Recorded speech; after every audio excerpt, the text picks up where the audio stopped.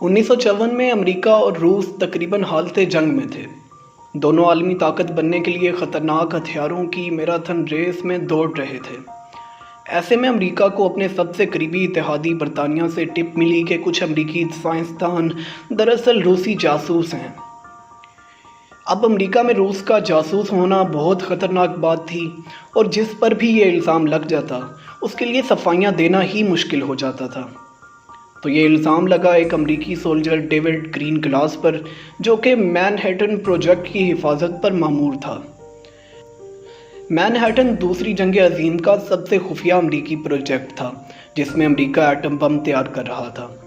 Green glass पर इल्ज़ाम लगा कि वो प्रोजेक्ट की एक टॉप सीक्रेट ड्राइंग रूस को स्मगल कर चुके हैं। ग्लास से जब तफ्तीश की गई तो उसने बताया कि उसे उसकी बहन एथल रोजनबर्ग ने इस काम के लिए उकसाया था और ड्राइंग दरअसल जूलियस रोजनबर्ग को चाहिए थी। ये जूलियस रोजनबर्ग ग्रीन ग्लास का ब्रदर इन लॉ था। ग्रीन ग्लास के वादा माफ गवाह बनने और रूसी खुफिया नेटवर्क का पता बता देने पर उसकी जान खल्लासी हो गई, लेकिन एथल और जूलियस को गिरफ्तार कर लिया गया और उनसे यही मुतालबा किया गया कि वो जुर्म कबूल करें और बाकी जासूसों का भी बता दें। रोजनबर्ग्स ने जुर्म मानने से इनकार कर दिया और कई बार तो सवालात के जवाबात भी ना दिए। बहरहाल अमेरिका ने उन्हें मुजरिम साबित कर दिया और जज ने दोनों को बिजली वाली कुर्सी पर बिठाकर कत्ल कर देने की सज़ा दे दी।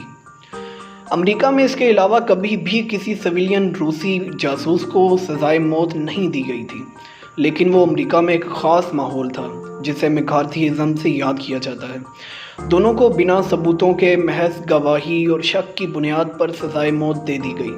दोनों ने आखिरी मुलाकात में अपने बच्चों के नाम एक ख़त लिखा और उसमें लिखा कि तुम्हारे माँ बाप बेगुनाह मारे गए हैं, जबकि उनके ज़मीर पर कोई भी बोझ नहीं था। अगरचे दुनिया में सुकून और इंसाफ नहीं है, लेकिन ये इस काबिल है कि इसे जिया जाए। फैज़ अहमद फैज़ भी उन दिनों रावलपिंडी साजिश केस में जेल भुगत रहे थे। रोजनबर्ग केस आलमी शोहरत इख्तियार कर चुका था, सो फैज़ की उस पर गहरी नज़र थी। फिर जब उन्होंने वो खतूत देखे जो रोजनबर्ग्स ने जेल से लिखे थे तो उनका कलम रुक ना सका। उन्होंने लिखा,